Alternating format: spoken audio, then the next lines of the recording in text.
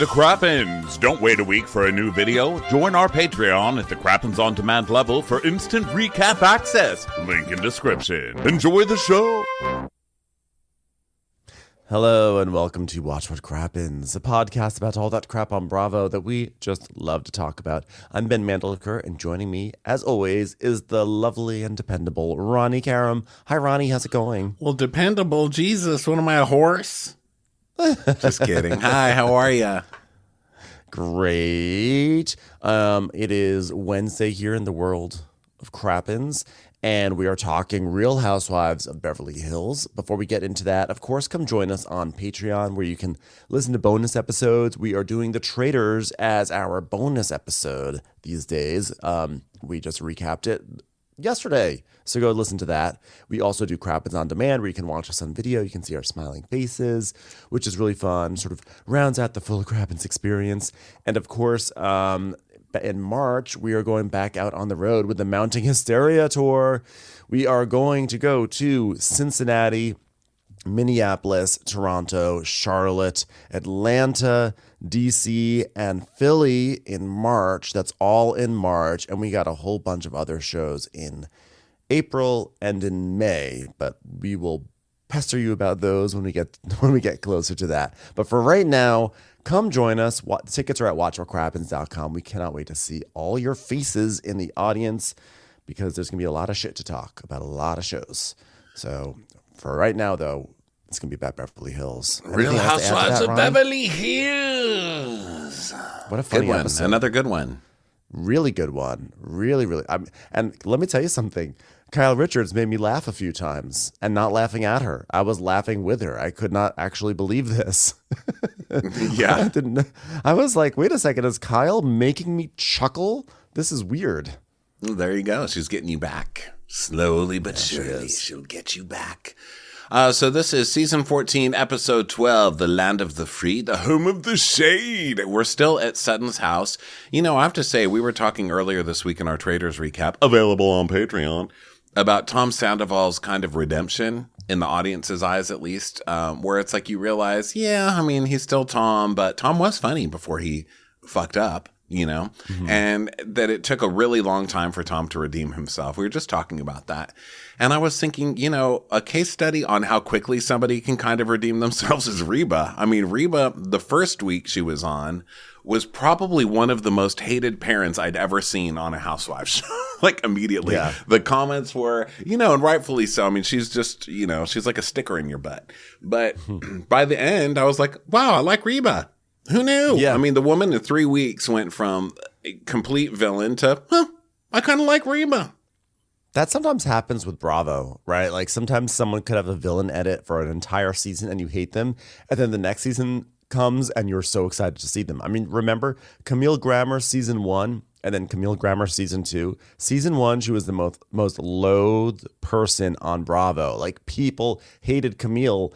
And then season 2, it was like, oh my God, Camille Grammer, I can't wait to see her. Oh my God, icon. You know, well, yeah, but Camille changed, right? Like, she changed it up because she didn't want to be the most hated. So she went from being villainous, like just downright dirty, and then the second season she kind of changed her game, whereas I think someone like Reba is more heroic in a way because she didn't change shit except she smiled once, and so people are like, oh my God, okay, maybe she's just kidding, and so they liked her. Yeah. So everyone's packing up and to leave Augusta. So we got some like bonus Reba time essentially, and Garcelle's like, ha, I don't like this view. It's like, it's what view? Your ass in my face. No. So then they laugh and everything. And then we go back over to Beverly Hills, and Erica is like, she's getting an install with some furniture, and something called Harbor comes and delivers some chairs, and she's like, I love Harbor. Harbor is so nice. And now with my promo code, you can get Harbor chairs for 65% off. That's right. That's Harbor. Harbor by Erica Jane. Collab. She should be doing hot dogs, because I've never seen somebody say, I want my once in a year hot dog, more times than Erica did today. Like, are you selling the hot dogs? Jesus, woman, have your hot dog. I can't wait to have my hot dog, my once a year hot dog. Hot dogs are having a moment on Bravo, I guess, between this and Southern Hospitality. Yeah, but she should be selling hot dogs. I would eat them. I would go track her down and have an Erica Jane hot dog. Now, there's a commercial that makes sense. Erica with just hot dogs being thrown at her face. Finally. I want my once a year kosher beef hot dog brand. I will not say until I get some endorsement money, but you know who you are, Shebrew National. So then we go over to Dorito, and she's talking to Bose and inviting her over for the 4th of July party. And so then we are back with Sutton. So Sutton is in the kitchen, and Avi is just ready to get the fuck out of this house. Avi is just like, please get me away from this woman. And Kyle comes in, and she's still sweating from her run, guys, because she's really healthy now. So it's really hard. Like, I'm still sweating because I run.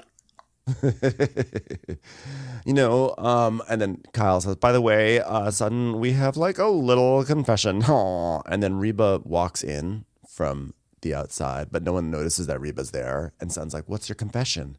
Garcelle says, well, we were listening to your conversation with Reba. That bitch. Glad she's not here. Rest in peace. Anyway. So it sounded like it went well. And they're like, oh my God, you made up with your mom. And she's there. She's just suddenly there in the room, And she goes, wow, well, hello. She goes, well, it sounds like you had a fun time chatting. You sound chatty this morning. Seemed chatty this morning, which is could not... See, what's great about Reba is that she can deliver a very simple line and make it so devastating. You seem chatty this morning. I was like, She can really just like fill it with so much nuance. And Sutton's like, this trip has been emotional, and it's just going to be hard to leave because I haven't felt this way with my mother since sophomore year in college when, Mama came, when we walked, we talked. I didn't want her to leave then either. And I don't want to leave now. What happened on the sophomore year in college? Kind of, but was she drunk? Where your mom was nice to you that one time? I'm about to say, I think that was the last time Reba acknowledged Sutton's presence. So Kyle's like, are you gonna be happy to have the chaos gone? Like, it's gonna be sort of sad to have like 2 working actresses out of your house, right? And Garcelle's like, yeah, are you gonna cry that you're gonna miss us, especially me?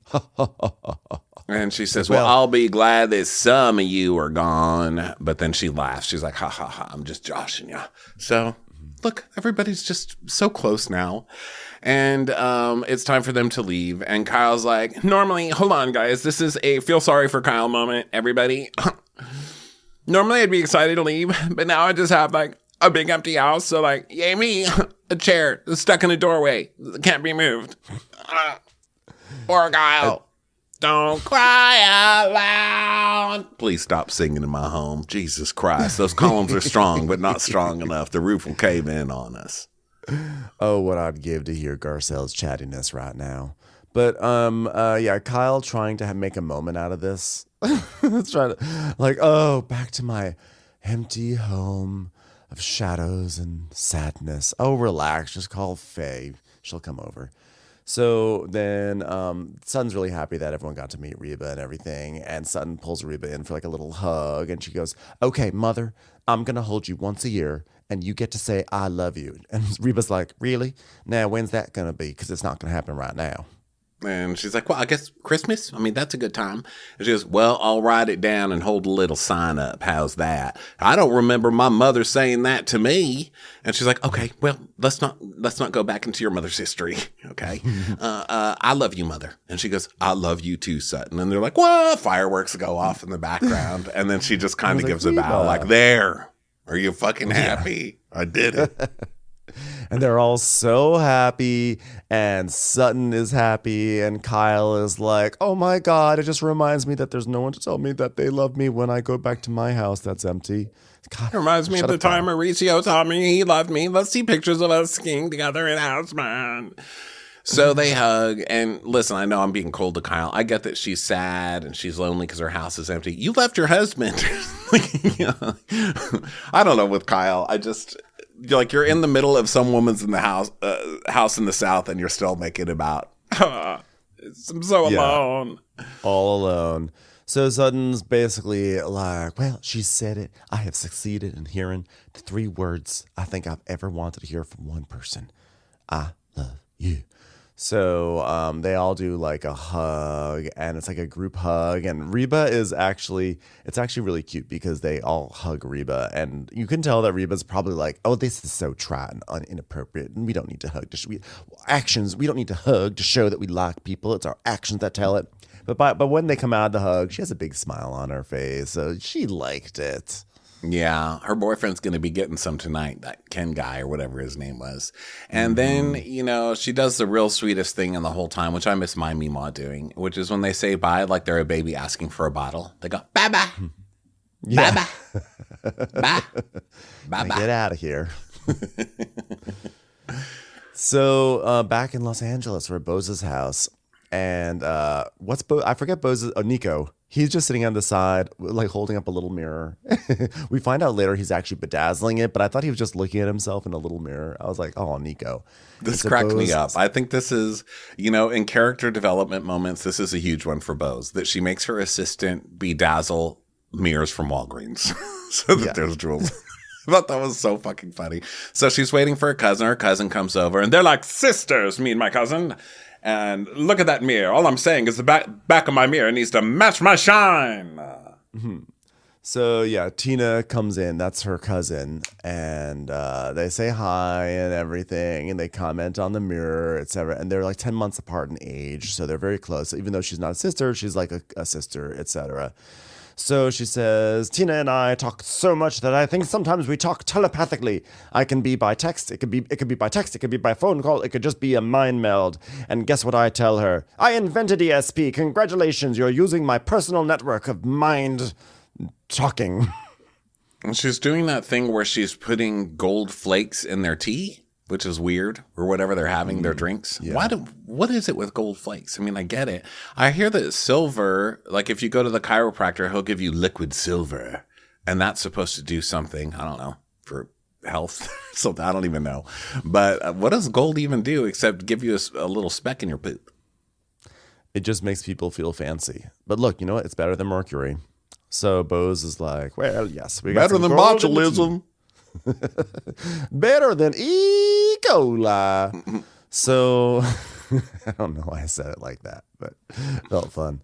So they're having a beverage. Okay, there's a lot of hellos here. We're going through it here. Okay, so Bose is like, okay, well, I don't know where to start. Look, so there's so much on my mind. I mean, so many things have been happening because I'm a mature woman. You would assume that I have to get checked out to see if I'm still viable to carry a baby, and Keely's ready, right? So she's basically having some doubts about whether or not she should be carrying a baby at her age. You've got Nico. I say put it in Nico. That's what I suggest. It'll come out wearing like a fabulous little duster and have a bedazzled mirror.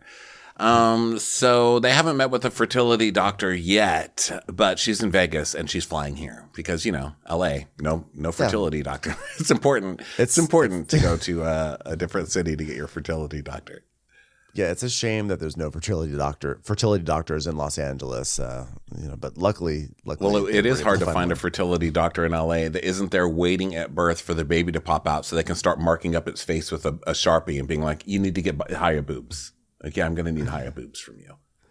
To be fair, it seems like there is only one fertility doctor in LA because they all seem to go to him on these shows. Like MJ went to him, and everyone does. That one guy in Beverly Hills who's like, so we looked at your follicles and you can have a baby. So like maybe he was booked.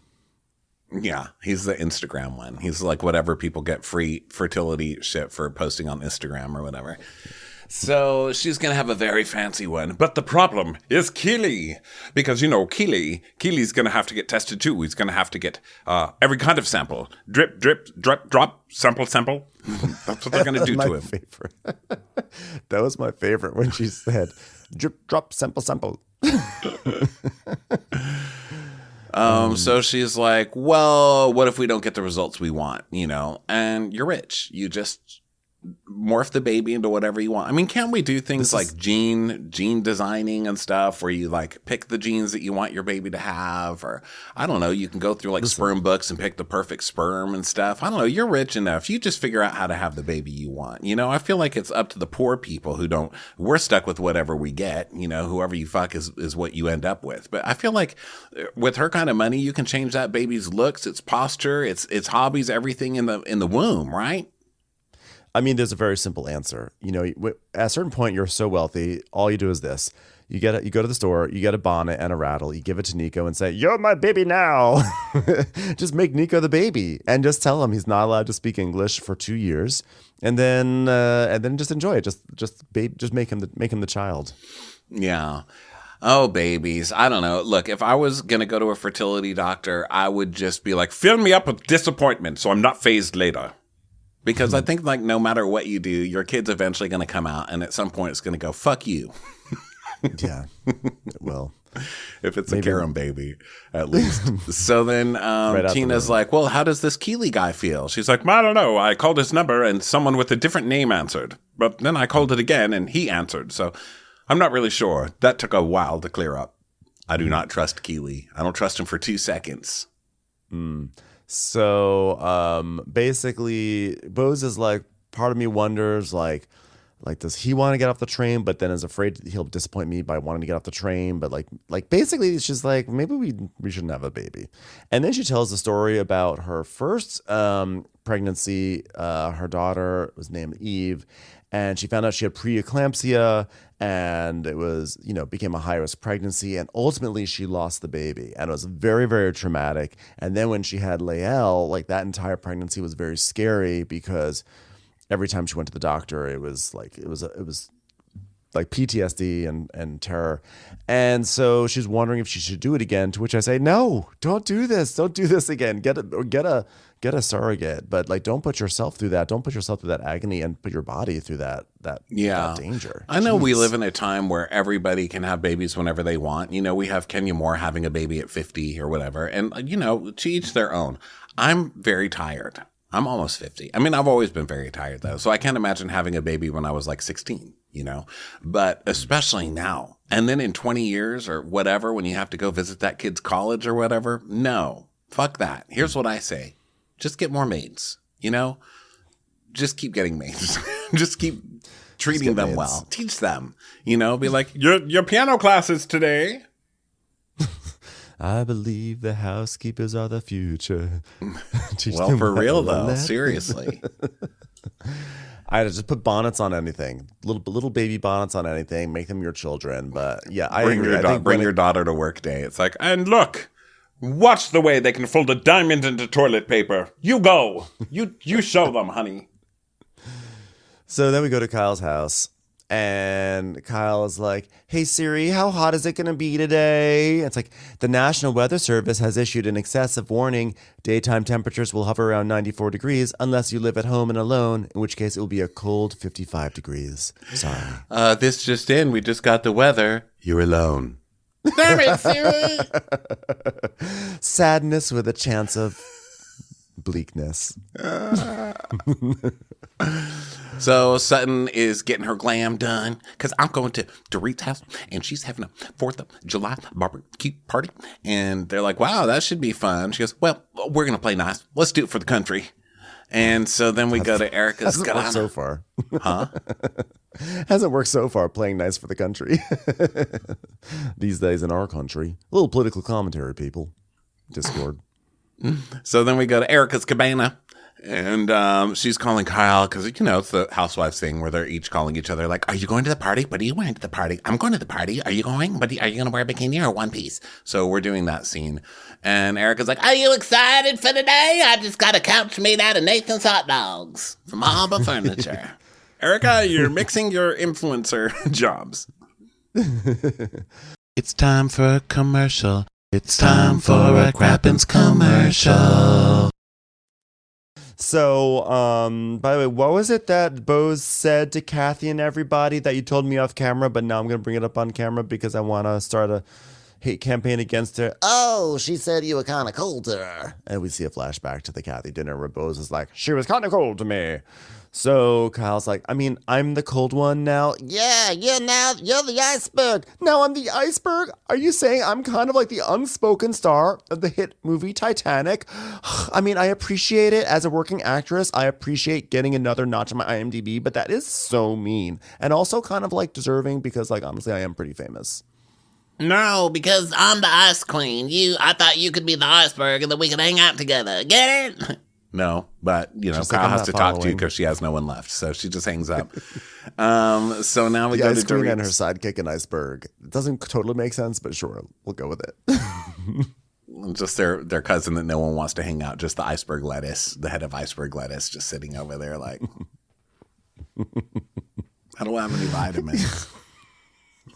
It is funny. The more you think about it, the funnier it gets because you think of Erica being an ice queen on some sort of like icy throne with like maybe a white fur thing and a scepter and like blue crystalline things around her, and then Kyle is an iceberg in the water. Like Kyle's just iceberg lettuce floating in the water.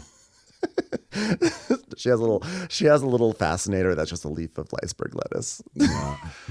So then we go to Dorit's house, and she's setting up for her 4th of July party. And there's a snow cone thing and a bouncy house. And so basically Phoenix comes out, and she's dressed all cute and stuff. She's like, oh, look at the theme, red, white, and blue. My little beagle. Should we look around and see everything? Let's have a look, BB. Don't name your daughter after something that goes on a 4th of July hot dog. My little mustard and my pickle. Oh, come over here. Let's look at the bouncy castle. Not in the house that PK still has a part of. They'll be out of here. Yeah. Who ate my pickle? Are you allowed to celebrate 4th of July while also celebrating a fake British accent? It feels like it's a mixed message there. It's a day of sorrow for me and my people. Well, some of them. We are celebrating independence from my accent. So she's like, I've always made a big deal out of holidays with the kids. And then we see these photos, which I can't believe we've never seen these photos before. But family photos, first of the 4 of them dressed like the Addams family. And then as the Incredibles, which is funny to see PK dressed as Mr. Incredible because it's just not someone I would associate with that concept. And then just the Christmas photos, like I had no idea that they were low-key doing these family portraits. And now I know even more why Kyle doesn't like Dorit, because Kyle likes to be the one that takes the family portrait with her family. It's like, what are all these pictures of Halloween? It's like really sticking her. So then she's like, oh my God, it's like all the pictures from the movie Halloween. I'm not in any of them. So then Dorit's guests start coming, and we don't know any of them, really. And then Dorit is very sad, waxing about PK. She goes upstairs to change, and she's like, this year, PK is not here, and it definitely feels like there's something missing. I've just left sour cream and onion out on the countertop. Still nothing. It's like coming down on Christmas morning and finding no cookies eaten. Is Santa dead? And then so Sutton arrives first. So Dorit goes upstairs she wants to find a necklace. She wants to go upstairs and put on a necklace. So Sutton arrives and she walks in, and it's just emptiness. Like there's no one on the first floor. There's some kids running around outside, and Sutton, who is, on top of the fact that she's also very, very all about manners. So the fact that there's no one there to greet her is very offensive. But then that she has to also wait is also very offensive. And she just starts muttering to herself.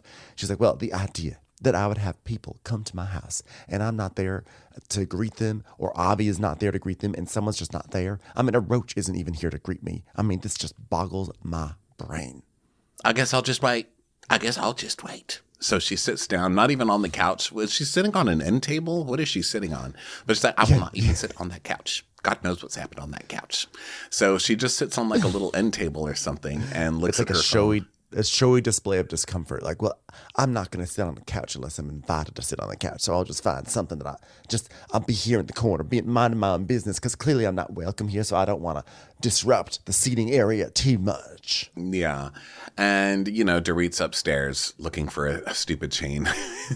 She's like, I'm just looking for a booty chain, and I don't want to leave people downstairs, but I've got to find my chain. And Sutton's just like, well, I guess I'll just sit. No one's here to invite me onto the couch, so I guess I'll sit on this end table. I just don't appreciate this. And then we get a classic Dorit making somebody wait scene where we just see the person get more and more annoyed as the time ticks on the screen.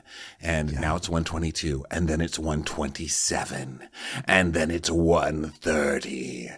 And then she sees a kid fall down the inflatable slide, and she's like, I don't know those people. Disgusting. And now it's 1:35 p.m. and Sutton now has nothing left to do. She's like, I guess she solved Wordle, so now she needs other activities. And she's like, well, I really should study the California map. It's like, wow, things are getting really dire down there. I'm going to study geography while I wait. So now it's 1:39, and so it's basically 20 minutes, and still there's no one to greet her. I mean, I can see being annoyed. If she got annoyed at this point, I would be like, okay, I get it. But she walked in annoyed, like, how could you not have somebody to greet me? Oh, quiet down over there. You're lucky that the house is even still standing and hasn't been taken yet by the bank. Okay.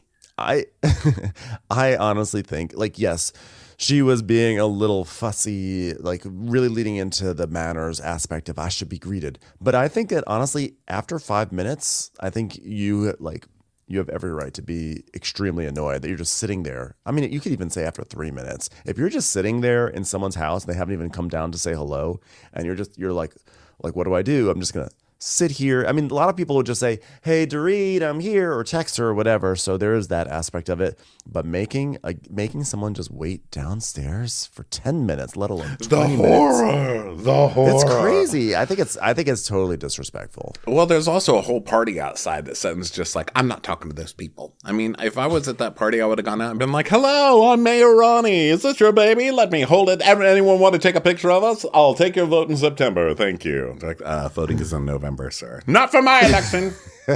I know you'd be. Well, let's be honest. You would be holding all those babies. You would have been hugging. Yeah, I mean it's a party. You go in and you say hi to everybody, but it's Sutton. So she's like, well, I guess I'll just sit here with a stick firmly planted up my butthole, and I will wait on an end table.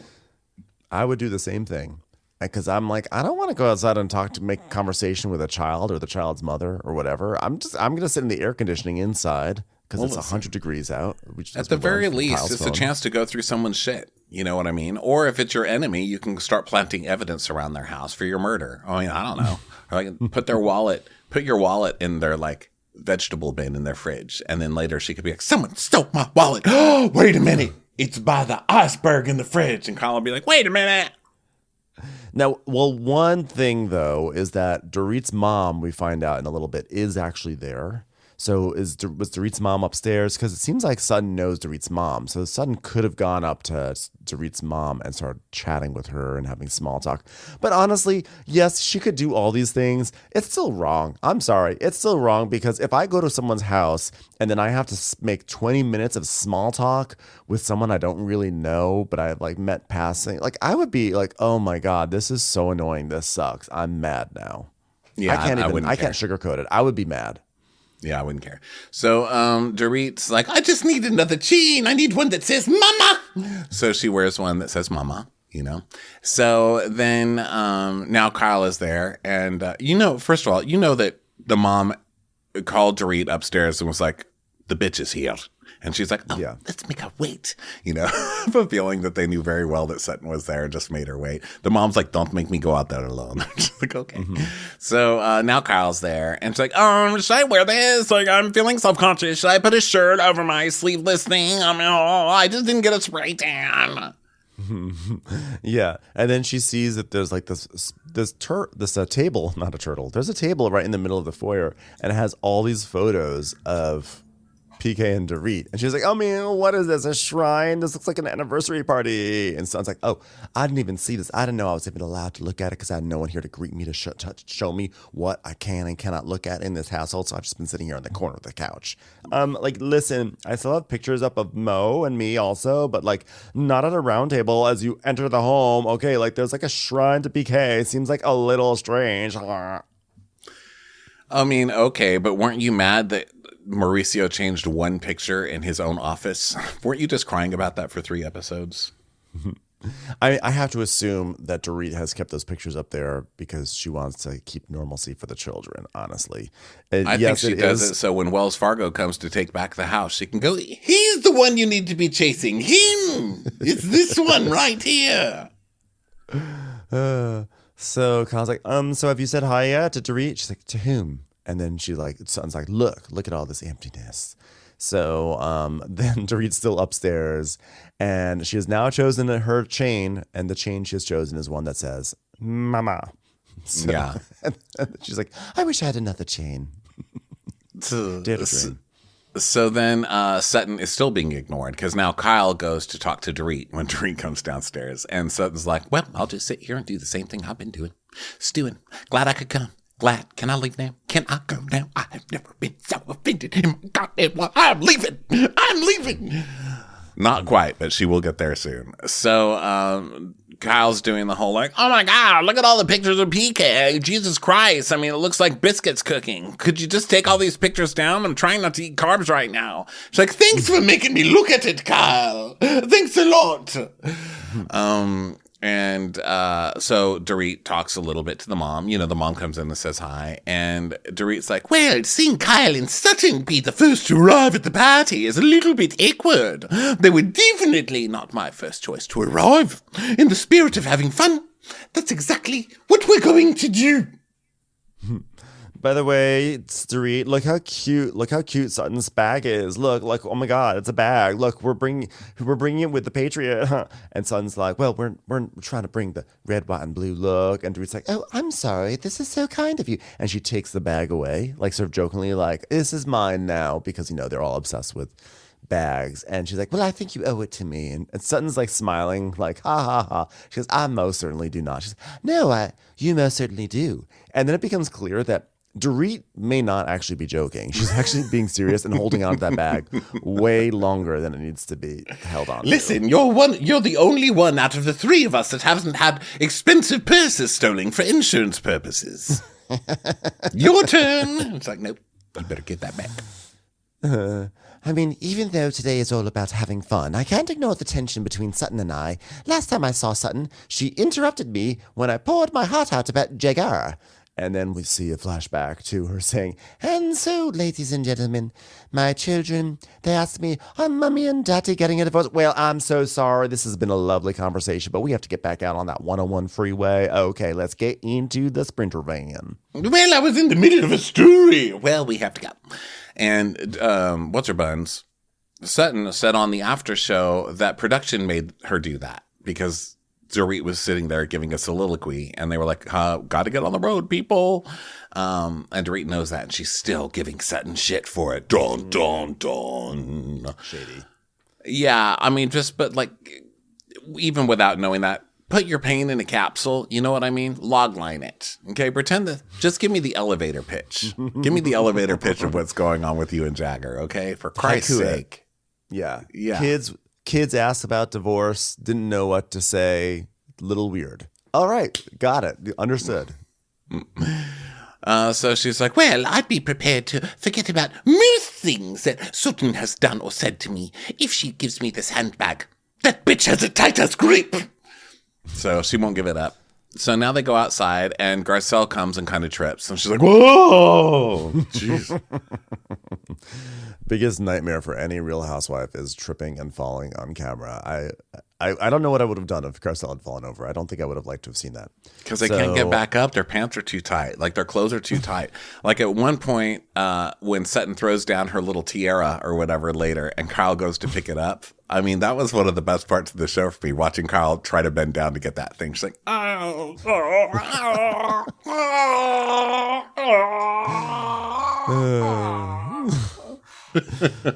It is such a funny concept. When Sutton threw the tiara on the ground and Kyle had to pick it up, I mean, just saying that alone is kind of hilarious. Yeah. So Garcelle arrives, and and then we get this random shot, which was so funny, of Phoenix doing a grand jeté, and then all the women are like clapping.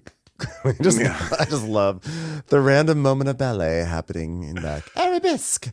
That's so coming to my house when I was a little kid. Any of my parents' friends. Look what I can do. Grand jetés. Yeah, I did it for a while. I thought I was a ballet dancer for a while because I saw it on TV. And my mom was like, "You could do anything, honey." And it's the kind of confidence that gets people put in jail. Just show up on the stage one day. It's me, Rondel Baryshnikov. I still do many grand jetés and arabesques and patmas for dame. I don't do them very well, but I try to be a little dancer myself every now and then. Oh, there you go. Keep it in the bedroom. Right. It's mainly in the kitchen while I'm cooking. Don't say game, okay? Yeah. I have to say my lines could use work. So Garcelle is so Garcelle's like, "Oh, Sutton, what are you drinking, honey?" And she goes, "Oh, it's some watermelon something." "Oh, is there alcohol in it?" "Yes." "Okay, gotcha." She's not tons. So it seems like it's just like a little patter. Then Dorit goes, "Oh, didn't you ask Sutton what she's drinking? And you asked, is there alcohol in it? I mean, honestly." I thought that was funny, personally. And then Sutton's like, "Oh, Dorit, shut up. You are such a bitch." She's like, "Excuse me." And don't say there's alcohol in it. And there's alcohol in it. Don't start with that. It's not nice. It's not nice. So Sutton's like, "Dorit has never apologized for perpetuating a rumor or a myth that I have some sort of drinking problem just because I have alcohol with every single beverage I have every single day." And then we see a montage of Dorit saying, "Gee, Sutton is a drinker, and I would not be surprised if she pours a little vodka in her coffee in the morning." That shit's funny to me. It's always been funny to me. I don't care. And also, while everybody's so infuriated about this, let's not forget who brought this story up in the first place was Kyle. This was Kyle who made this insinuation to start. So Sutton's like, that is just hurtful, and two, it's not true. And now she's just being a bitch to be a bitch. So Dorit's like, "Well, if you could do me a favor and not call me a bitch in my own home." This becomes a real sticking point. Sutton goes, "Well, don't start with the vodka stuff. It's not nice, and I'm gonna go. I'm gonna go." So Dorit's like, "Sutton, I'm not looking to argue with you with what I just said. I just said don't call me a bitch in my home, for fuck's sake." "Well, I'm so sick of fighting with you. Thank you for having me. Seriously, thank you for having me. I'm gonna go. I'm gonna go." "Well, I'll just call you a bitch and go. Is that what we're doing now? Bitch, bye." And so I'm out. I am out. Is anybody going to follow me? Because I am leaving. I'm leaving right now. Who gave her that little tiara, by the way? She wasn't wearing that when she got there, was she? Was she just wearing this little gold tiara the whole time? I think the tiara somehow arrived between the living room and the cabana. Like they clearly walked through some sort of children thing or another, and the tiara was placed. But clearly, if the way I read it, just because I know how I operate, and I unfortunately am, as we've already kind of discussed, I'm much more aligned with Sutton and and her emotional swings than I'd like to admit. This was not about the alcohol. This was her being still pissed that she waited 40 minutes before Dorit even acknowledged her. And so she was so mad about that just like the alcohol thing was just something that she could like grasp onto and just explode on. Well, she does get super mad when you talk about her drinking, though. And you know who else does that, which is odd? Alcoholics. So anyway, Kyle's like, "Sutton, please don't go. Please don't go, Sutton." She's like, Why? I'm not going to get anywhere with her. I'm not going to do this. I mean it. I mean it. I am leaving. I'll leave in as much time as she made me wait. Okay, that's how long this walkout's going to take. Yeah, so Garcelle's like, "Well, she's a little sensitive after the coffee vodka remark. She's also, let's face it, probably drunk from her breakfast." Dorit's like, "Well, I'm a little sensitive, Garcelle." She was like, "Well, that being said, can I get a watermelon vodka?" I'll be right back. Garcelle's like, I don't care. Just bring me one. Bring me one. Yes. Also, Dorit's the one who saw no problem when she, across the table, went, you know what, Camille? You're a stupid cut fitness. Whatever she said. And now she's like, you're calling me a bitch in your own home. But it wasn't in Camille's home. So silly. I hate that rule. You can't call me a bitch in my own home. Then don't be a bitch in your own home. Like, what do you want me to do? You don't get free reign just because it's your house to abuse me and call me an alcoholic. How dare you, ma'am? Not on America's birthday. So Dorit's like, are you kidding me? Garcelle and Kyle are running after her. Not even a thought. Not even a consideration from either one of them. No. Run after little crybaby. Make sure you have a drink in your hand. Well, that's that's fine and good. That's funny.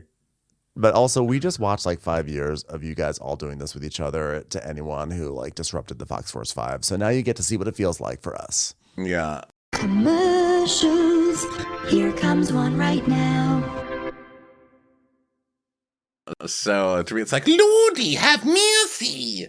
So now Sutton's almost made it to the front door, and Kyle's running after her, in those tight-ass jeans. Like, oh, hold on. You just hear, I'm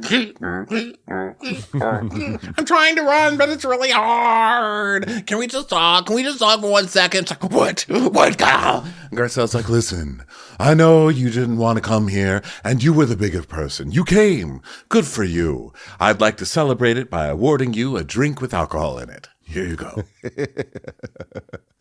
It's all right. I've already had 6. Listen, if she's going to fucking do this shit, I'm going to go. So Garcelle's like, no, I get it. So I haven't heard Sutton talk like this. She's pissed and I think wasted. And I think it's because she wasn't getting along with Dorit, but she still wanted to take the high road and she came, and then this is how you're coming at her. I'm like, okay.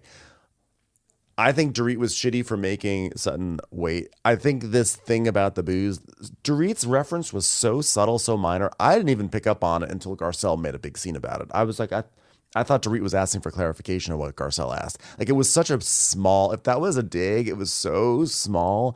And the fact that Sutton is like losing her mind over it. And I'm often team Sutton with these stupid little fights, but like, I'm sorry, this is too much. Yeah, it's a lot. I love when Garcelle says the most obvious thing to the audience, but acts like she's just solved a mystery. She's like, I think that Sutton might be offended because she wanted to take the high road, but now Dorit's acting like this. Oh, wow, that's good. You're very sensitive. But I like how Garcelle tries to start talking Sutton down. She goes, listen, it was a bad joke. And, she's not good at jokes. She can't do jokes. She's very bad at jokes. She's bad timing. Just, it's not good. It's not. She needs to go to Groundlings or something. It's her. She's just trying. She is not joking. So Bose comes up in a crazy dress.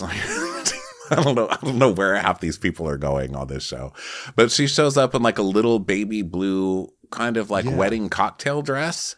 And she's like, hello, it's me. And she goes, excuse me, bitches. And they're like, oh, no, don't use that word today. We're not going to start with that word. They literally like that word just started a bunch of shit. And it should be noted at this point, Sutton, Kyle, and Garcelle are gathered at like a little bench right by the front door. So they're all clustered right there. So Bose is like, what's going on here? So then Sutton is like, it's too much. So she slinks away from the bench and she goes like to hide behind a corner. Yeah, I think it's like the hallway to the classroom or something like that. So she's like, I'm gonna stay in here.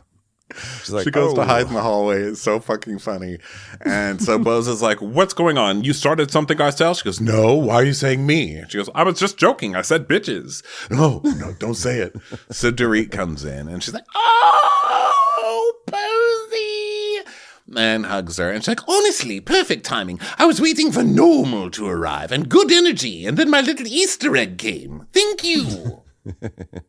So Kyle's like, guys, can we just like try to hit the reset button maybe? And Garcelle's like, it was just a really bad joke. She's like, no, and I know you're sensitive, Sutton. I know this feeling. Like, we know this feeling. And she goes, well, what she did last year, what she put me through, no, I'm gonna go.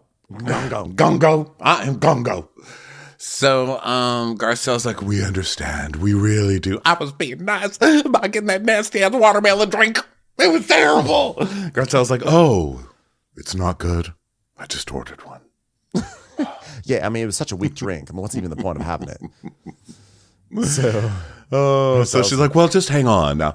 Can't we just all get another nasty drink? Come on. And it's like, I am done. I am done. God, Sutton just Suttoning. So then Sutton rips off her gold tiara and throws it on the floor. She's like, that thing is stupid. And Garcelle's like, a kid can get hurt with that, Sutton. Please, let's be serious. The last thing this world needs is more kid on tiara violence.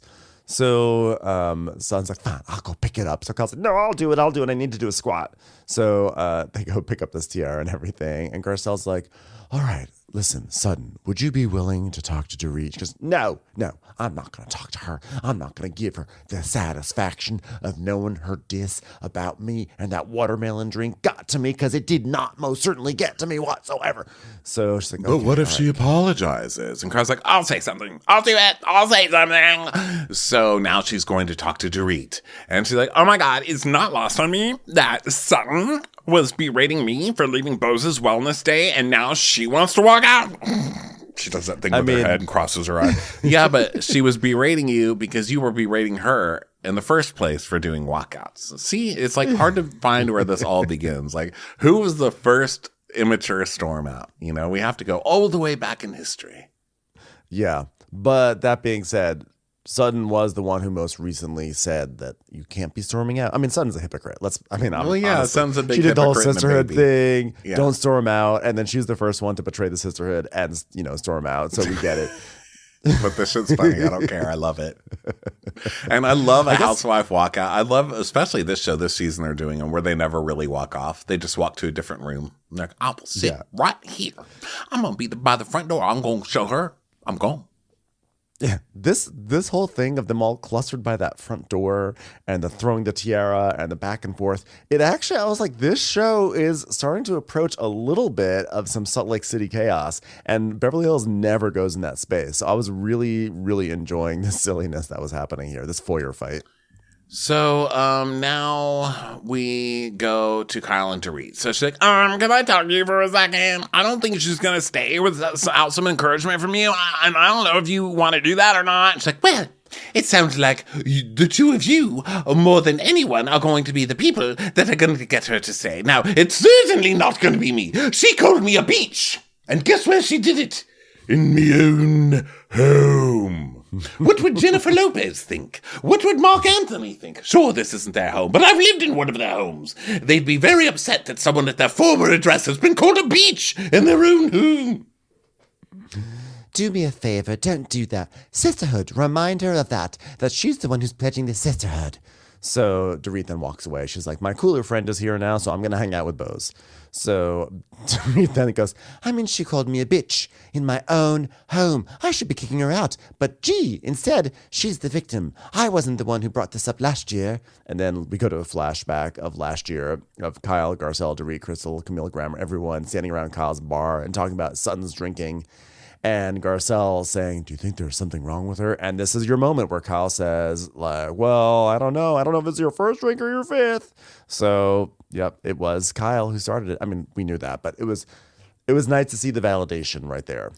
But you know what? It's also Sutton just drinking too much and getting mad and having fits.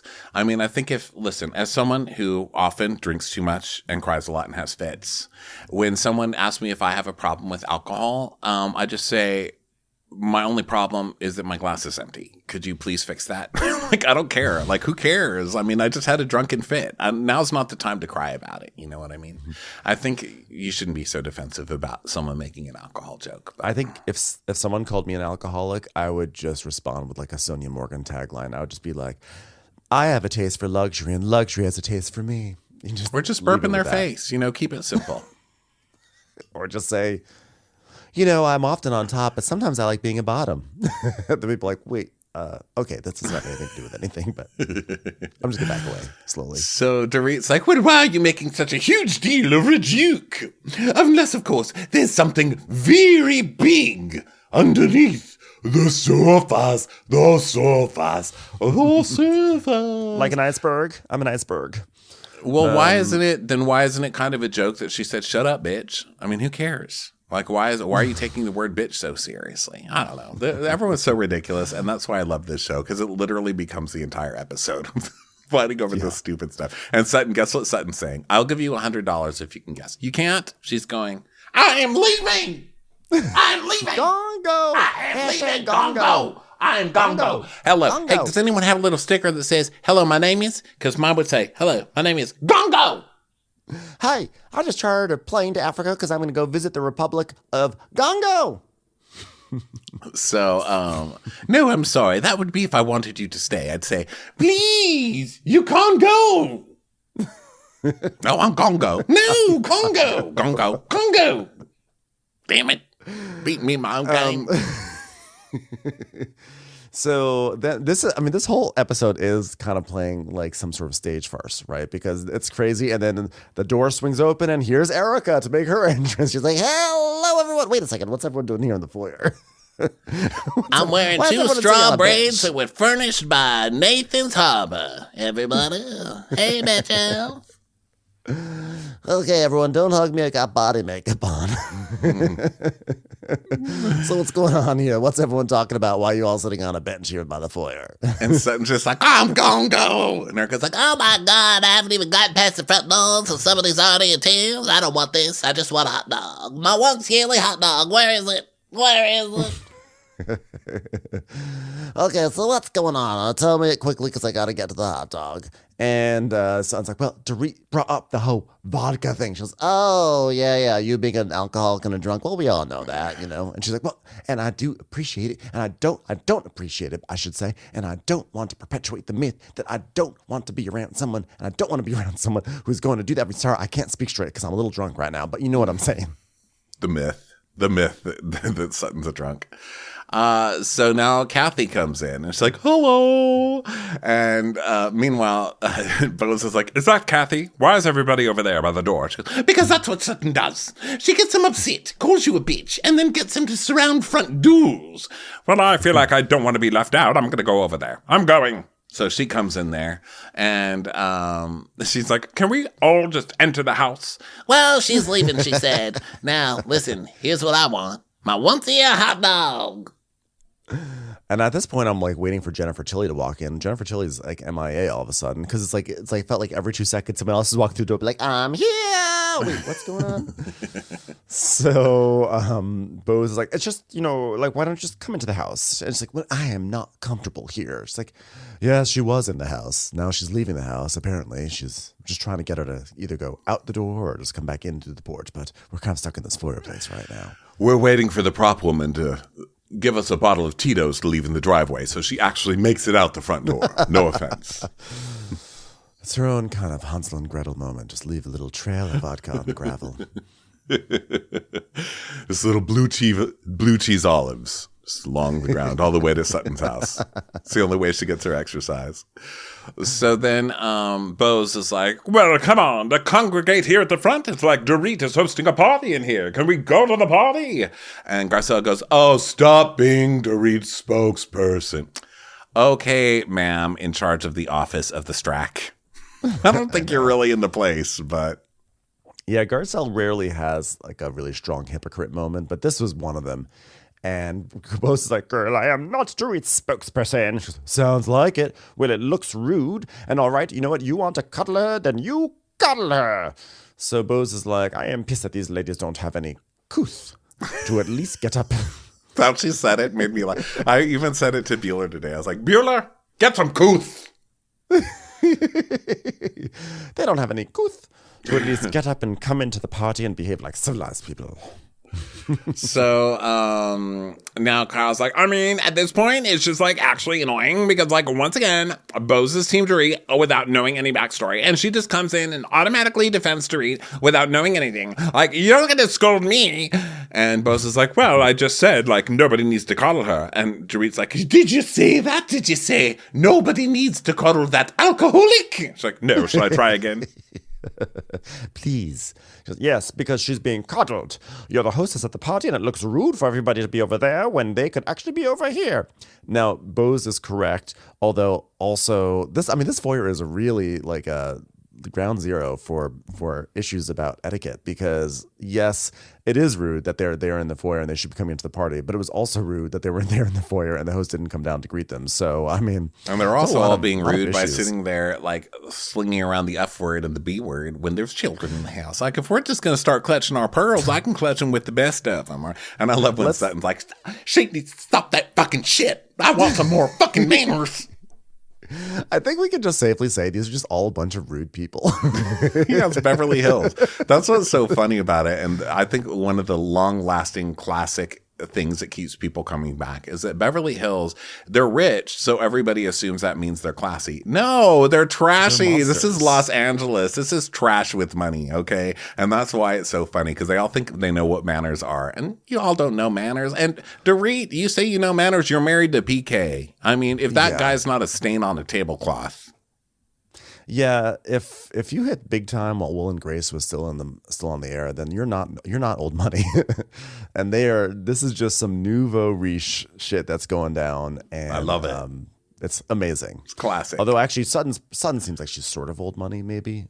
Oh no, she's not. I think actually her family was like middle class, and then she married old money, right? But she just acts old money. Yeah, they made money, I think, while they were together. They built their empire. So Sutton, guess what Sutton's saying? It's nice to actually have Sutton have a change of topic, at least in this episode. She goes, I am leaving. I'm not going to stay here. I'm going to go. Well, she's now doing the thing of like, well, now I've ruined the whole party. I've had a tantrum. I threw a tear. I've ruined it. I'm going to go. I'm embarrassed. You haven't ruined it. You're drunk. Come on, let's go to the back. It's like, no, I'm out. I'm gone. Go. Okay, I want to leave right now. And I've had it with Dorit. She has gone after me for years. I'm sorry that your businesses have failed and mine have not. I'm sorry that you can't have a clean divorce and I have. I'm sorry for all of your problems, but your problems are not my problems, and I do not want to be your punching bag. I am just tired of it. And this is where Sutton loses people. She's such an asshole. Like, what are you even talking about? First of all, your business is not doing great. You're selling jumpsuits that say name them for like God knows how much money. Your store in West Hollywood is closed. I think she opened one in Texas or something, but you're doing that all with husband money. I mean, come on, lady. Give me a break. Sorry, your businesses can't last. I mean, come on. You own Sutton. It's you type in Sutton right now. Her store in West Hollywood closed, temporarily closed. It's like, but I have a website. Well, guess what? So does Beverly Beach. You want to start that one? Yeah. So does GNA. But yeah, and honestly, like, it's fine if your business doesn't succeed, but if you're gonna like actually act like you're a better person because your business has succeeded when actually your business is quote unquote temporarily closed, then come on now. But that being said, love it. I love an asshole. You know what? I was searching for businesses that also have websites, and I searched Kyle by Aileen too, and that did not show up. It just showed up that it closed. But guess what does have a website? Aileen 2. She just kept Aileen 2. She just kicked Kyle off of it. You go. Aileen. She's like, it's not Aileen 2, it's Aileen only. Aileen 2, good for Kyle. And she sells little kid shoes with like rainbow unicorn horn straps and glitter shoes and, you know, a couple of caftans. So you go, Aileen 2. So how dare you disparage Aileen 2, Sutton?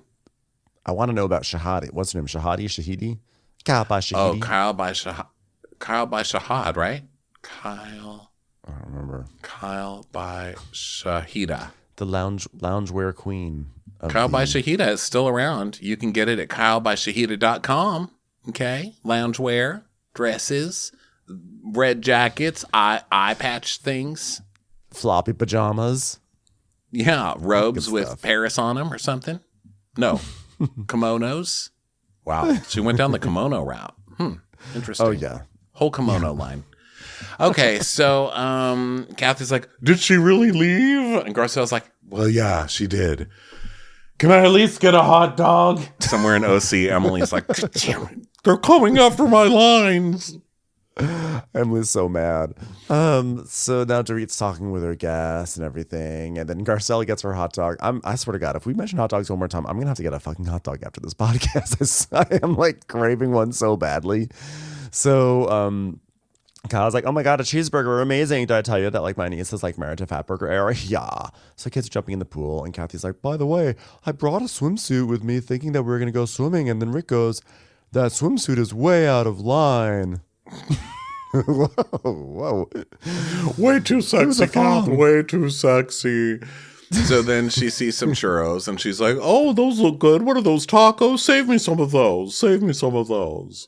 So now Erica and Garcelle are talking and basically they're regathering in that backyard area, right? And so Erica's like, why'd the bitch leave? And Garcelle's like, well, she didn't feel welcomed. And Dorit's like, how am I supposed to feel in me own home that she called me a bitch? In me own home.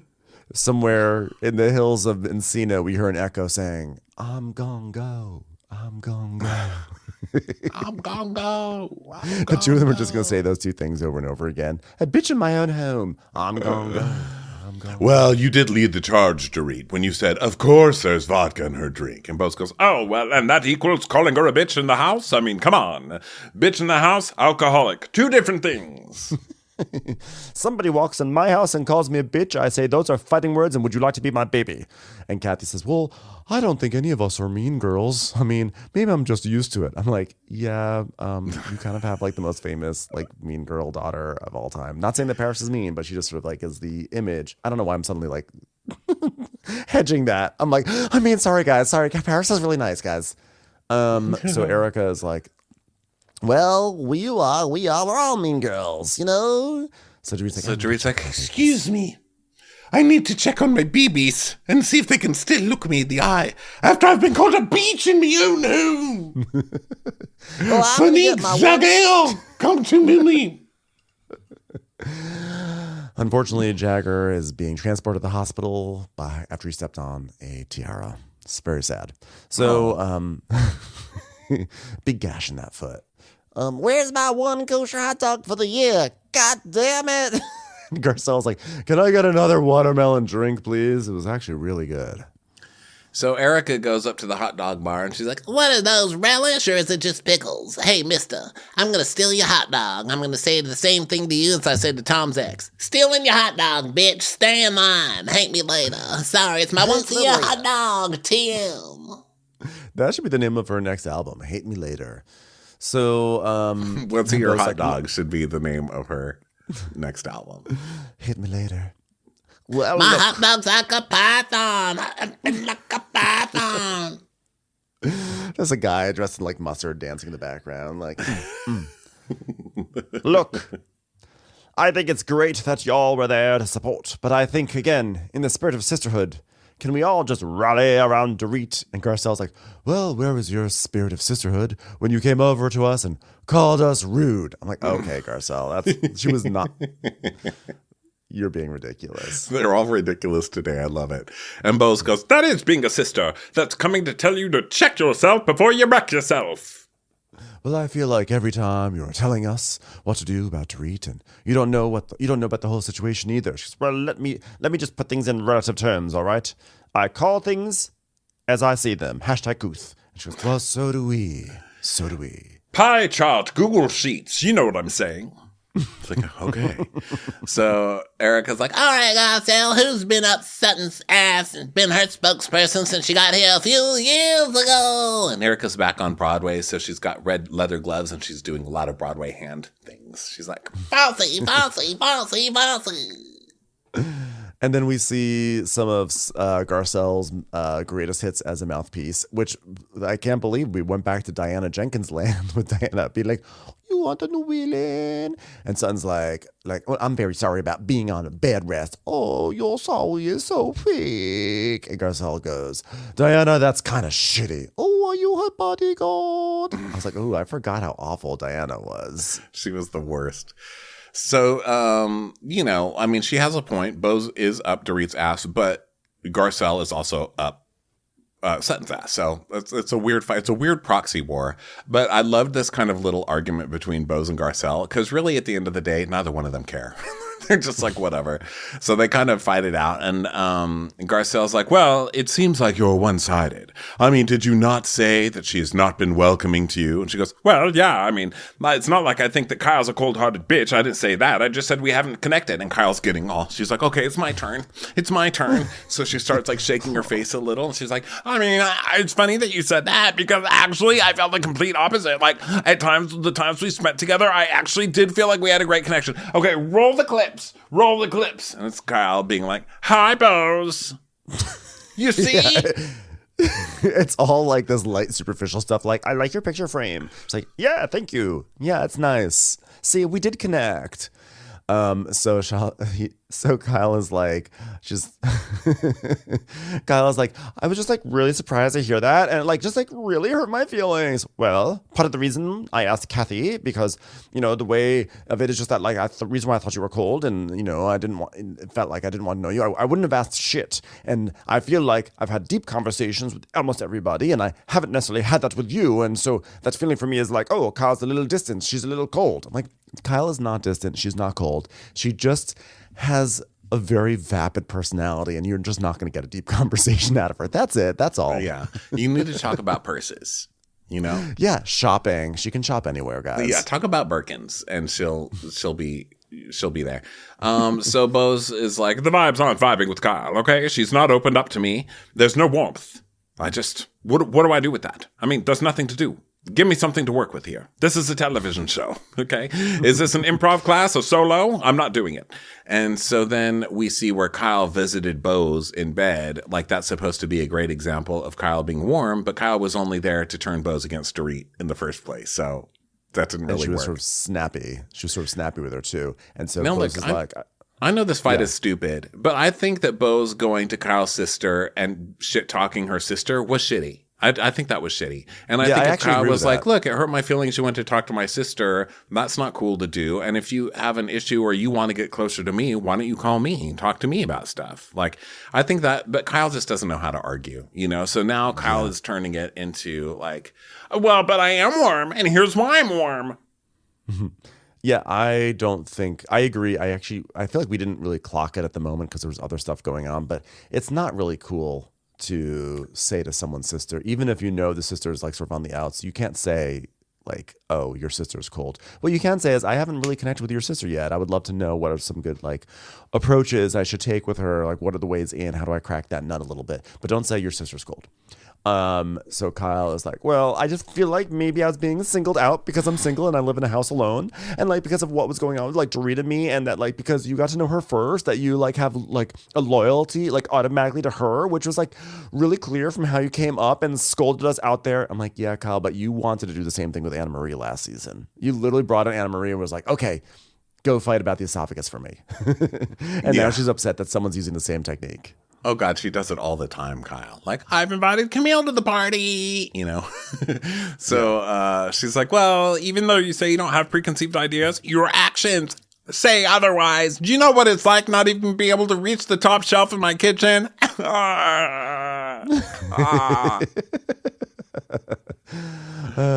So Kyle's like, Bose is like 100%. She's been totally biased against me. Of course she does not like want to admit that because it would seem juvenile, but like that's what happened. Like, people don't realize how much implicit bias they have against Kyle's in this world. So Kyle really suffering. We all need to take classes. I'm Kylist. She's biased. Oh, God. So then we have this moment where she's like, well, you're hard on me. And Bose is like, okay, well, how? How would have I been hard on you? And then Kyle has to dig. And she's like, like in confrontations. Like, remember when we were in the Viper room and you said, put your phone down and block PK right now? That was so mean. That was so mean. And Bose was like, what? Like, that's so stupid. So Kyle's like, okay, well, you know what I already feel like? Okay, Judge Judy. Kyle's pre-written a line, and because she has like the special come up on her. She's like, okay, is my makeup good? You better watch out, Judge Judy. It's like, that's not a gifable moment, Kyle, but nice try. I have to confess, I laughed, but asterisk. I laughed because when they said coming up, and they sort of set it up like Bose said something like Kyle, I think you're cold. And Kyle goes, okay, Judge Judy. And I thought that was so funny. But then when it actually played out in real time, the timing was it was not snappy. Clunkier. And so I didn't laugh. I didn't laugh in real time, but I laughed in promo time, if that makes sense. So she's like, so she goes, you've never even met PK. And Dorit goes, well, why does she need to meet PK? And she goes, well, I'm talking to her right now about this situation, Dorit. And she goes, about my life? Well, I can chime in. It's about my life. I'm chiming in, bitches clocking in. It's like, oh my God, she's not even talking about your life. She's talking about a conversation they were having about your life. Okay, I'm not unduly trying to Heisman you. Oh my God, like iceberg, not Iceman. No, Heisman is a different thing. But anyway, I'm not trying to push you out. Because I'm being led by Dorit, to keep your pussy tight. God, what I'll do to fuck a Heisman winner right now. So Kyle's like, well, I feel like I'm just been sharing so much with you one-on-one in the group. Like, for instance, like the other day I bought a new bag, and the other day I bought another bag, and then the other day I thought I figured out how to open up my French door, but I didn't. I still can't open it up. I've been sharing a lot. Andrea's like, well, I don't even know what's going on with you right now, Coyle. Just what are you talking about? But I don't. I literally thought to myself today, what's going on with Coyle? Something that everyone thinks about all the time. She's like, well, I can't have you listen, I can't with you having to back up every little thing. It's so annoying. It's actually so annoying. Oh my God. I can only last so much longer. I'm telling you, I have stamina, but this shit is exhausting. I mean, not even a once a year hot dog can help me right now. I mean, she could literally say anything and you're all over her ass. Like, it's gross now. Just stop it. Like, I'm having a conversation with her and everything she says, you have to back up, Dorit. Just stop it. She goes, I didn't back up anything that she said. I've been quiet. I just said, if you're going to talk about me leaf with me.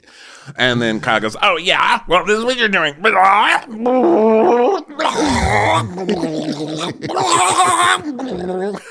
What is Kyle doing? Kyle does such a crazy thing. I was like, now that's the gif. That is going to be the gif. So Kyle's like, Dorit does not know when to not talk. Like, this is between Bose and me, and we're in like a good place now. So can you just like leave it be? You don't have to be upper ass 24/7. Oh, hold on one second. I got a phone call from Jamie Lee Curtis. Hey, Jamie, what's going on? Okay. Anyway, like I was saying, don't be up people's asses. So Kyle's like, you know things about me. You know that I'm separated from my husband. You know that I'm married for 28 years with me, 38 years. And we have 4 children. We have a chair in the doorway that I can't carry outside. What else do you need to know? Who's Morgan Wade? How long have you been dating her? Did you leave your husband for Morgan Wade, or was that after? And did your husband cheat on you? Because you keep insinuating that he did, but you've given no proof and he said nothing. So, there. To start. Kyle, do you need to scream? Do you need to scream? Do you need to scream? Girl sounds like she's not screaming. I will lower my voice. Okay, what else do you need to know? Because I think that that's a lot. I brought a lot. Also, I do Amazon Lives every once in a while and pretend that I like jogging pants. Anybody else?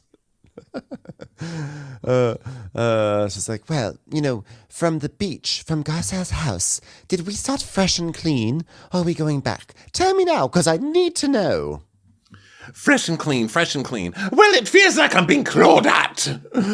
And so Kyle's like, okay. Look, I'm going to start from scratch. And Trust has to start from scratch for both of us, okay? Let's go upstairs and talk about everybody else. So they decide that they're going to still be friends, and they calm down because this fight wasn't even about them. The good part of the fight was between Bose and Kyle, and Dorit just completely interrupted that fight and ruined it. So now Kyle is going to pretend she's going to make up with Dorit because it saves her from having to actually fight with somebody who knows what they're doing, who is Bose. So she's like, peace. Yeah, now they're going to go up. And also, by the way, like, don't go upstairs. This episode's so fun. I don't want to see you two bonding. And by the way, did we not mention my favorite part of the entire episode where Dorit goes, don't be a douche? That was my favorite part. Don't be a bitch. Don't be an asshole. Don't be a douche. Did we mention that? Did I just miss that? I don't know. I think we did skip over that part. So Dorit's like, Coyle, I just want you to know I do love you and I want to take you somewhere you're comfortable. The closet. Let's go. So they head over, and then Kathy goes, yeah, and don't forget, you love each other. And Bose is like, don't interpret for them. She goes, oh, okay, you're right. I actually kind of loved Bose snapping at Kathy like that. It wasn't Well, really she a was snap. joking because she goes, "You might get in trouble with that one." Right. Trying to say it something wasn't in a this group. snap, but it still was like a little bit like no one really has ever told Kathy, don't do this, even in a joking way. And I kind of like the Bose is like, listen, crazy lady in a bucket hat, shut up. So then they go upstairs, and then Kathy's like, well, with this group, let's just not make mountains out of molehills. It's molehills. Is it molehills out of mountains? Is there a hill of moles? How do you climb that hill? Does that hill take other rocks from other mountains to make its own mountain bigger? I think you get what I mean. So they go upstairs, and Dorit shows Kyle her upstairs and her bedroom and her closet, and it's messy. And this is like, oh my goodness, a messy upstairs area. This is totally showing Dorit's trauma because she's not a messy person. So Kyle, like, she can't afford a maid anymore because her ass is broke because her and PK have been pretending to have money for years now, and now it's gone. That's what it is. But okay, we'll lean into the trauma for the sake of the show. Nothing warms Kyle's heart more than seeing a friend in total disarray. She's like, wait a second, your life kind of sucks right now. Okay, I kind of feel better about myself. Great, thanks. Thank you for doing this for me. I have a better closet than Dorit. I can forgive her. Yeah, that's kind of what it was, right? So they talk about their making me feel marriages and what do you do? And like, it's just so hard because I was with him, but now I'm not with him. And la, la, la. It's the same thing over and over. What about Kyle? There's a dead orchid and Kyle points at it and just laughs. Just, ha, ha, ha, ha, ha. I can tell you're really messed up because you let this orchid die. And Dorit's like, yes, I don't ever let orchids die. Your orchid's dead. I was like, Kyle, your bedside manner could use some work. So they start talking about closets, and Kyle's like, Mo left, and it was just separated, so his stuff was still in the closet, but now I've started to take over his closet, because, what else do you do? Do you know how hard it is having more closet space? Another deep moment from Kyle. And then we see a footage of her, moving some clothes over on a rack and putting, a blouse where Mo's blazer used to be. Yeah. There, I did it. So Kyle's, every woman, it's all in me. So they're asking, you want to, baby. Sorry. It was sisters are doing it for themselves. Jeans. I can bring all the bacon, fry it up in the pan. So Dorit's like, well, you take a little bit that's yours, but are you thinking it's going to come back to the closet? And Kyle's like, what, in the beginning? In a separation, you don't know what it really means. And then you're like, well, I'll just take a little bit of the space. And before you know it, his shoes are all over the ground. I'm just like, well, you started out for 6 months, right? And how's that going? And she's like, yeah, but he bought furniture for his bachelor pad instead of having his house staged. So I was like, oh, and now he's buying furniture? Another blouse is going on that rack. Every time Kyle has a grievance, she just adds another hanger onto it. Right. So, it's what I ask myself every day. It feels like we're a family, And she's like, but do you want to be back together? I just want to take this time to, queer bait a lesbian somewhere and think about myself. And I don't know, I'm not doing anything with the time. I like that Kyle is relating all of this to the lockdowns during the pandemic when it's just like, I thought I was going to learn to make bread and I don't know, learn to play the piano. I still don't have any bread and I still don't play the piano. I'm getting back together with Mauricio. I have stress dreams about the Duolingo owl saying, when are you coming back? When are you coming back? And I'm like, I don't know. Camiseta, okay? It's a camiseta. Kyle, why are you saying blouse? Lo siento. So Kyle's like, I think maybe that was just an easy way to say, what do you know? I'm leaving for a year. I don't know. Street's like, well, do you want a divorce? She's like, if I'm not going to, I don't want to stay like this. A chair stuck in my French doors, birds flying in and out because I can't close the doors, can't move the chair, can't turn on the TV, that remote. How do you even use a remote? Have you ever tried to change a light bulb on a 20-foot ceiling? It's hard. So she's like, well, if we're not going to get back together, we're going to get a divorce. And she goes, but are you going to get back together? She's like, that's next year's storyline. I'm really going to make this last as long as I can, okay? So she says they're in denial about their situation, and they just keep going on. And, you know, I think that's good. I'd like a good Real Housewives of New Jersey kind of a divorce where you just don't get divorced, or you're divorced, you still live together, or I don't know. It doesn't have to be like that. Just stay together. You're rich as fuck. And you can do whatever you want, apparently. So why not? Just stay together. Keep it simple, people. Yeah, Kyle feels like she's in limbo. And she says, I'd like to do what they're doing, like going off and doing whatever, like, you know, like getting new furniture, things like that. I just don't know how to do that. Like, I don't, to be honest, like, how do you get furniture? Do you just go to a store? You sit on things? Like, it's so strange. What do you do? Every time I've asked Faye to furnish my house, she just comes back with wicker baskets and plastic hangers. I just don't know what to do anymore. And Dorit's like, here's what we do, Kyle. We just have to live. We just have to live, Kyle. I was like, oh, for Christ's sake. Dorit eating a potato fresh from the ground. I will live. And you can't call me a bitch in my own home because I'm living. So Dorit says, You know, yeah, for me, I haven't been able to catch my breath. which is something that she's also said a million times this episode. Like, anytime it's like, Dorit, where were you? Well, I haven't been able to catch my breath. Which is funny because you were singing that song last week. And Dorit's like, You don't understand. Would I choose to be in this situation? No, I wouldn't. And I think PK had lived with the thought of separating, and he had mentally ready when we separated, whereas it kind of took me by surprise. But to be fair, everything takes me by surprise. I saw a peanut M&M on the counter. I go, ooh! And then it turns out it had been there every single day, and every single day I come downstairs and I get surprised by it. But this one really took me by surprise. I'm just kind of digesting it all. Not the peanut M&M, but the divorce. Well, we're not getting back together anytime soon. That I can tell you, Coyle. And by the way, Coyle, I would like a minute to just think about what I want. Oh, me breath. What is he doing? Is he acting like a single man? And Kyle's like, well, I mean, like, I think we would know. I mean, it's kind of hard to do that in our world without knowing about it because the paparazzi are everywhere. So then we see 1 week later. Oh, by the way, I have an announcement to make. I think it was on this show we were talking about small airports, and I was talking about El Paso and how there's still a knife shop in there. Well, I haven't been to El Paso in 20 years, at least the airport.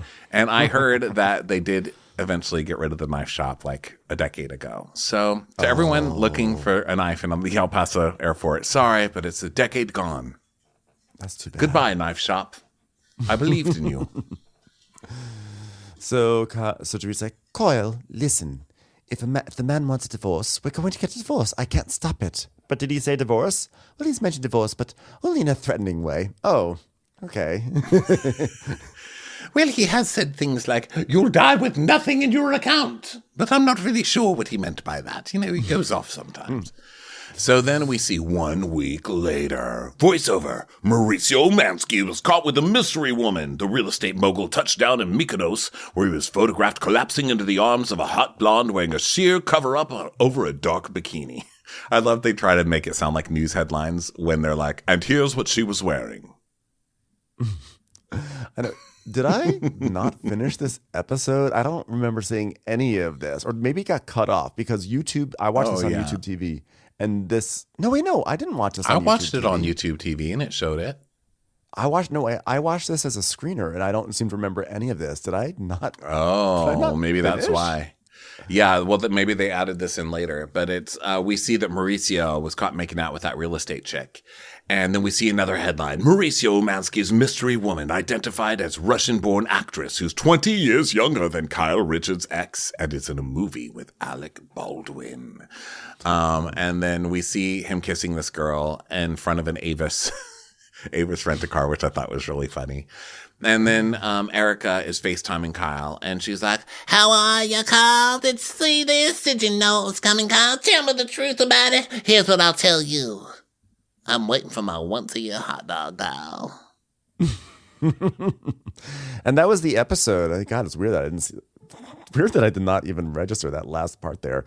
Thanks everyone for listening and being here. Go get your tickets to our live shows at watchwhatcrappens.com and check out our Patreon also. And we will catch you on the next episode of Watch What Crappens. Bye everyone.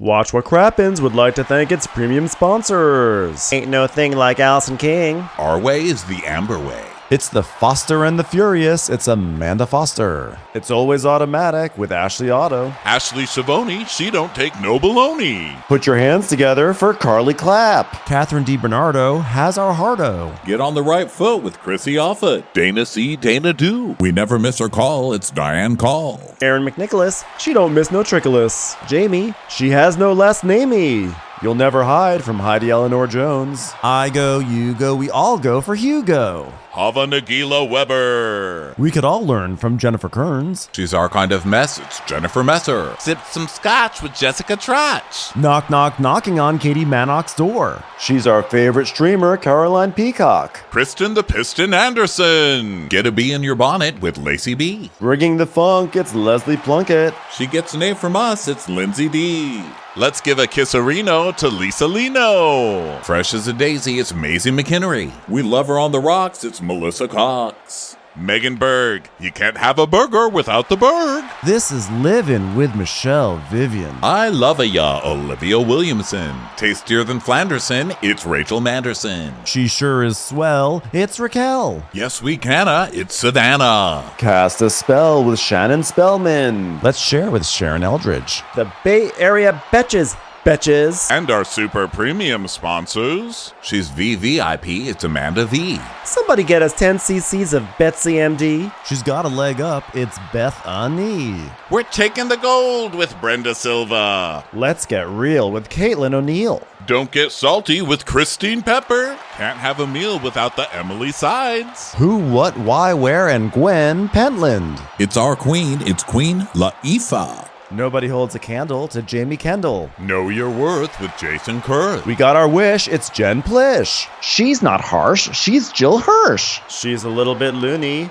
Junie. My favorite Murdo, Karen McMurdo. We love him madly. It's Kyle Pod Shadley. We're ride or die for Lisa Ryder Barron. She's a whiz. It's Liz Sarthy. Always killing it. It's Lola Alkalani. The incredible edible Matthews sisters. She eases our woes. It's Melissa St. Rose. Give him hell, Miss Noel. She's the queen bee. It's Sarah Lemke. Shannon, out of a cannon, Anthony. Let's take off with Tamla Plain. She ain't no shrinking Violet Kuchar. We love you guys.